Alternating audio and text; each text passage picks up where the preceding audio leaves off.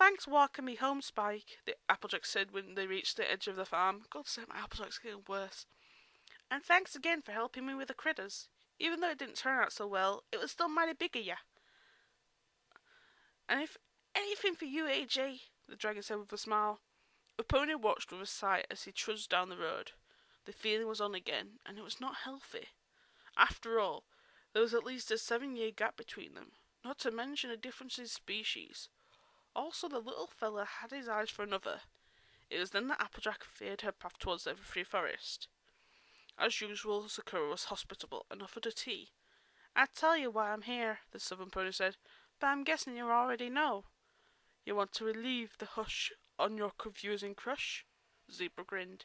She hid her face behind her hat in embarrassment. Sakura put an assuring hoof on her shoulder.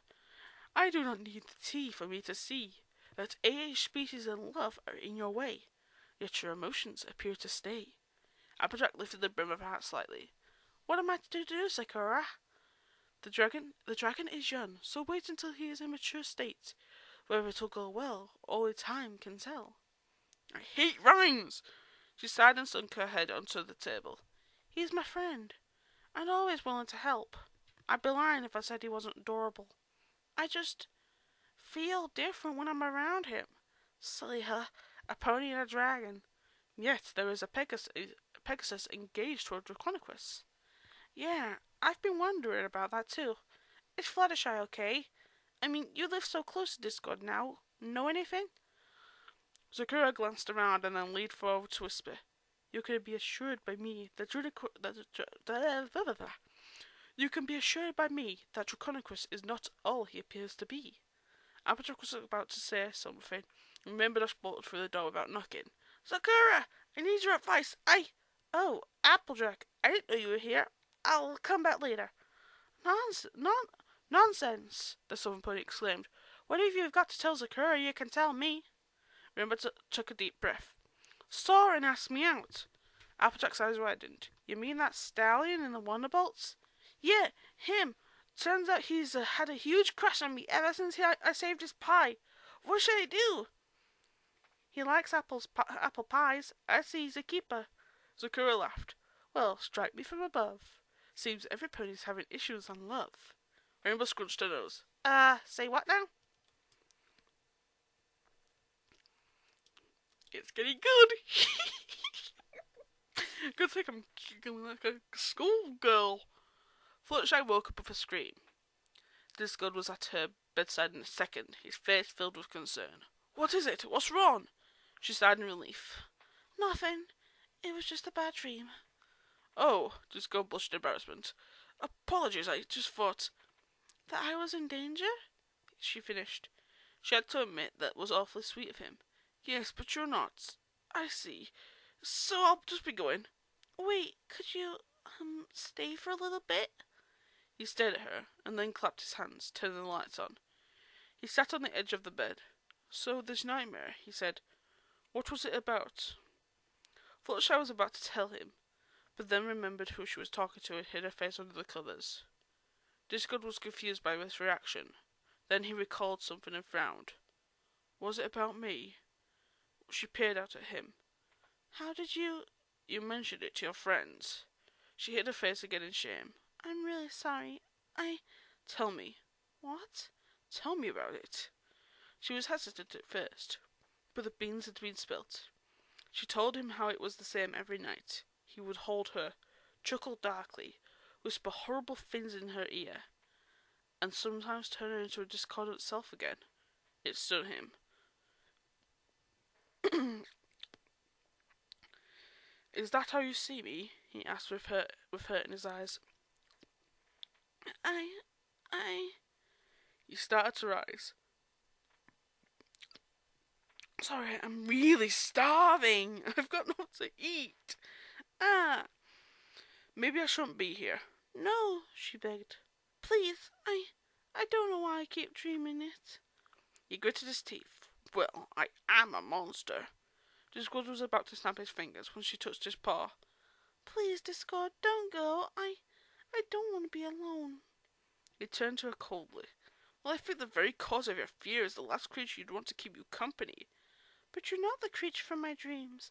It may look like you, but it's not the real you. And I'd prefer you any day. When he gazed into those pleading eyes, his coldness dissolved. He could not leave her in this state. "All right," he said with a sigh. "I'll stay with you until you fall asleep." She smiled in thanks. "I'm not really sure I can go to sleep now." "How about I help you?" "Sure, but what?" With a snap of his fingers, they found themselves sitting on top of a cloud high above the castle. "Why are we up here?" Fluttershy asked. "It's a clear night," Discord said, lounging on his back. "I thought we could have a look at the stars."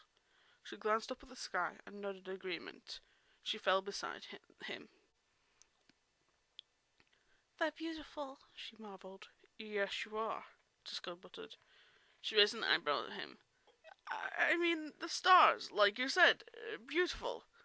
Fluttershy giggled and turned her attention back to the sky. Draconicus was more interested in her than the stars. "You know Twilight could name all the stars and planets and constellations," she said. "Every single one of them." Her smile wavered at the thought of her friend. Discord saw this and knew he had to distract her. "The stars are rather boring when they're stuck in the sky like that, aren't they?"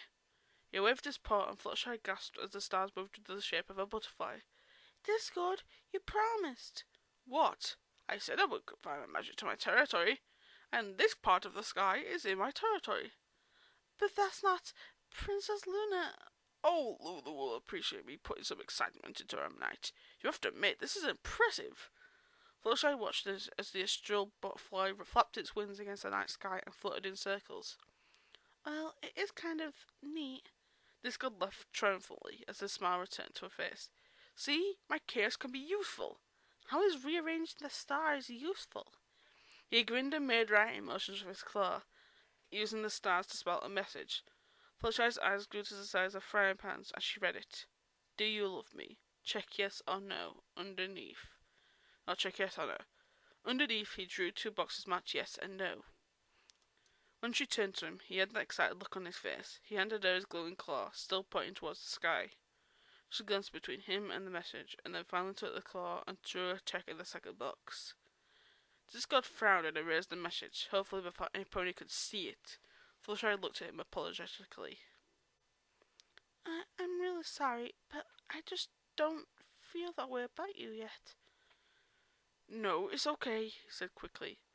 But it was not okay. She had rejected him before, but for some reason it hurt this time. It was almost as if he wanted her to say yes. He stiffened as he felt something nuzzle against him. He glanced down to see the Pegasus curling up to him. "But I'm willing to accept you as a friend," she said softly. It was as if a string was pulled inside his chest. He was stuck in the friend zone. Friend? "Why, of course. I think it's only fair." He did not know what to say. "Oh, well, I've never really had a friend before." "Never?" "What do you think?" She nuzzled closer to him. "Well, now you do. And I'm sorry." He blinked. "For what?" "I was wrong about you. You're not a monster."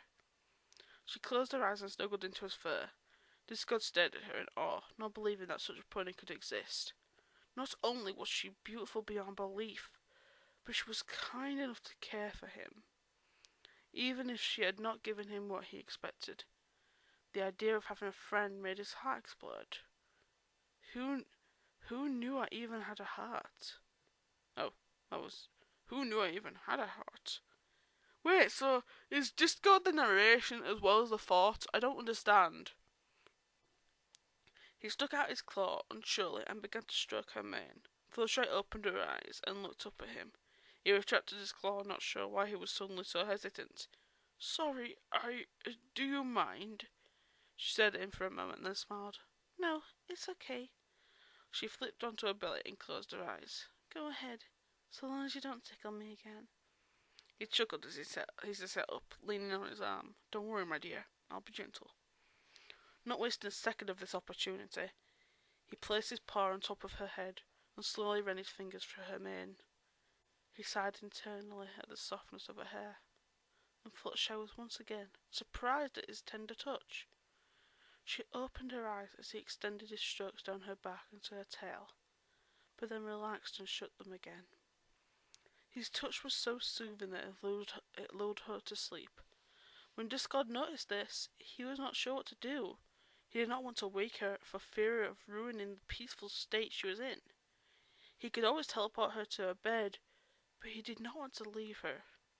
Even in sleep, she was fascinating. He could watch her like that forever, lying so still with only her body rising ever so slightly as she breathed. He would not dare move her or leave her. So he curled his body around her like a dragon guarding its treasure. He continued to stare at her face, so it would be the last thing he would see before drifting off to sleep himself. It's so good!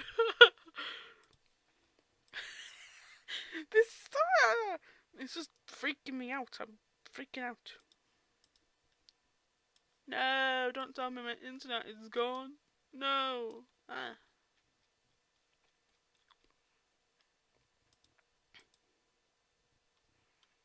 There we go. This is it, right? Yes.